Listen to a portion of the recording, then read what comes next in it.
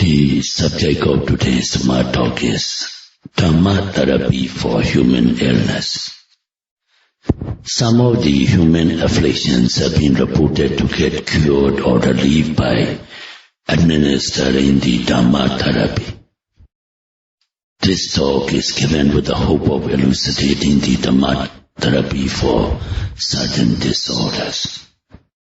There are innumerable diseases afflicting this human world. It is said in the olden days that there are 96 major groups of diseases, according to indigenous medicine, out of which 32 are film-related diseases, 32 are bile-related diseases, and 32 are related to wind element.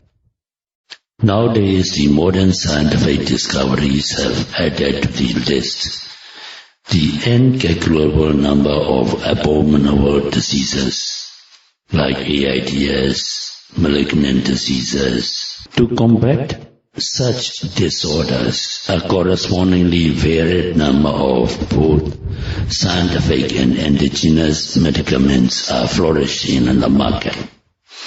But unfortunately, no single product has been proved to be ideally effective in any affliction.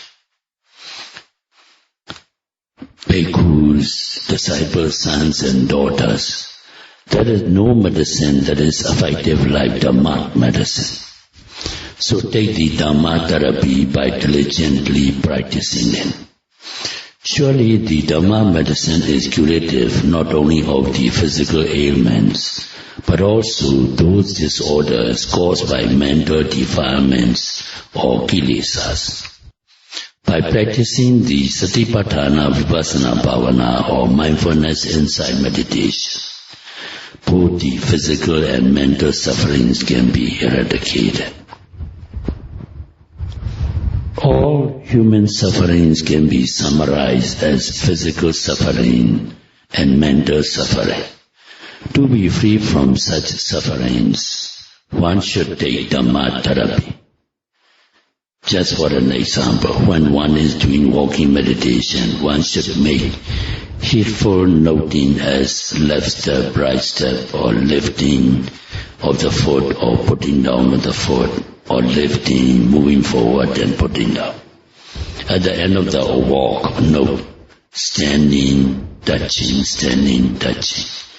When intention to turn arises, note the intending to turn and then turning, etc. In sitting meditation, one should make note of rising and falling of the abdomen, or all the phenomena occurring at the six sense doors, as seeing, hearing, smelling, tasting, sensations like aches and pains, and also thoughts or wandering mind. That briefly is Dhamma therapy. During Buddha's lifetime, on some occasions he has to treat his disciples by administering the Dhamma therapy. Once the two Mahatheras, Venerable Mahakassapa and Venerable Moggallana, they fell ill, and the Lord Buddha went to their bedside and he recited the Bhujanga Sutta, the discourse on the 7 factors of enlightenment. The 7 enlightenment factors are 1. Sati Sambhojanga, that is mindfulness. 2. Dhamma Vijaya, investigation of the law. Then energy or viriya, rapture or piti, tranquility or passaddhi. Then concentration or samadhi, and equanimity or upekkha.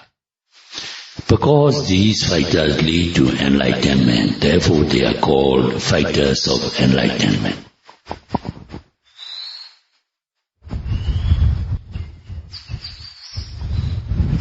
While heedfully listening to the Lord Buddha's recitation of this Bhujanga Sutta, The two Mahatheras contemplated on all the physical and mental phenomena, invigorating all the 7 fighters of enlightenment or Bhujanga, thereby enabling them to convalesce from their illnesses.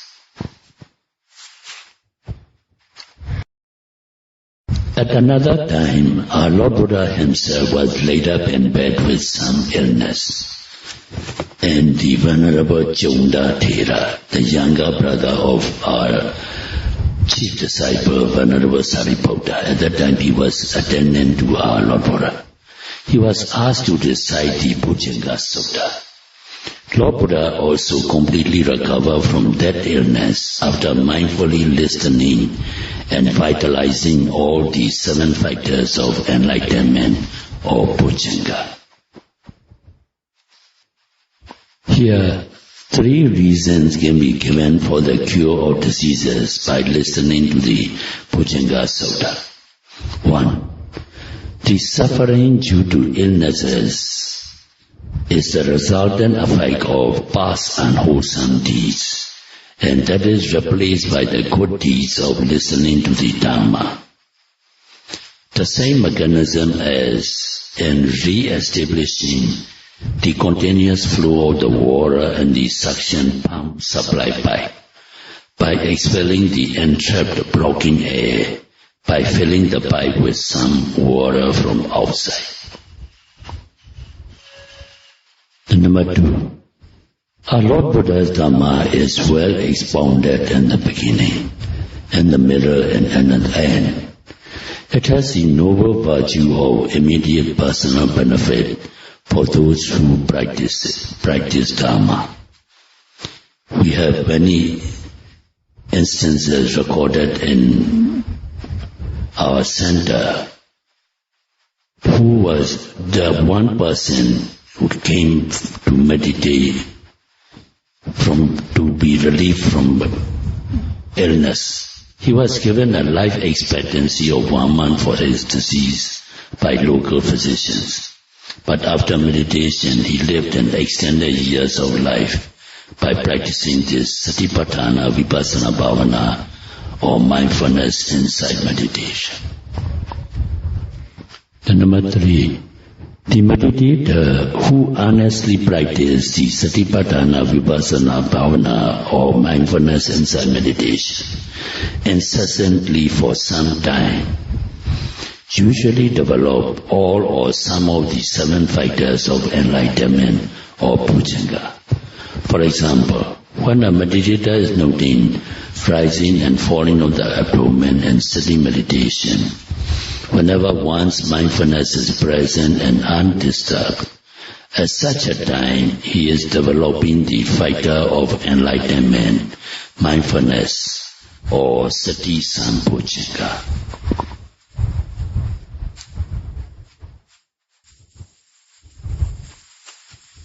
While dwelling with mindfulness, he wisely investigates, examines, and thinks over the law, clearly perceiving the physical object of rising and falling of the abdomen, and mental fighter of noting mind. He is developing the fighter of enlightenment, investigation of the law, or Dhamma Vijaya Sambhujanga.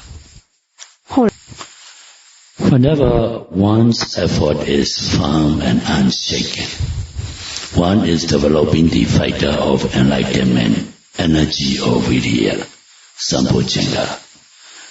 Then supersensuous rapture, such as lightness of the body, vibration and coolness of the whole body, etc. arises.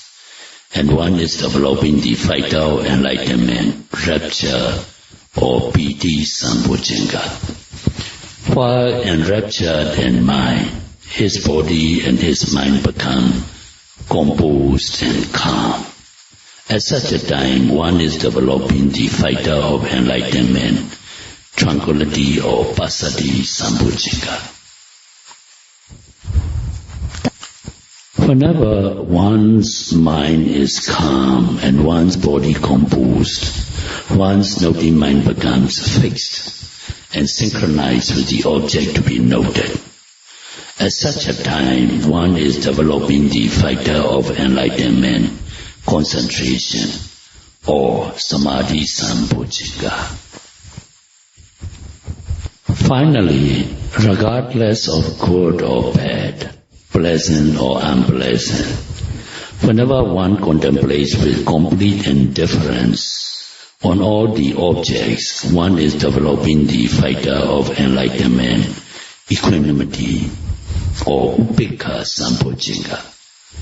The resultant peace and tranquility of the mind in turn enhances the recuperation of physical disorders. We have recorded relevant evidences of these cases. For example, one Japanese lady meditator whose long-suffering low back pain resulting from the car accident in the past has been completely relieved after practicing this Satipatthana Vipassana Bhavana or mindfulness insight meditation. Another Korean bhikkhu gained total recovery from his chronic heart disease by practicing this Satipatthana Vipassana Bhavana or mindfulness insight meditation. So, to conclude my Dhamma talk, I wish you all meditators be free from all kinds of physical and mental disorders by diligent contemplation in accordance with this Satipatthana Vipassana Bhavana or mindfulness insight meditation, and gain eternal bliss of Nibbana in the shortest possible time. Sadhu, sadhu, sadhu. 在此，赛多总结今天佛法开示，愿全部的禅修者努力的修萨提巴塔那维巴萨那4年处内观智慧禅，会远离一切的身心失调。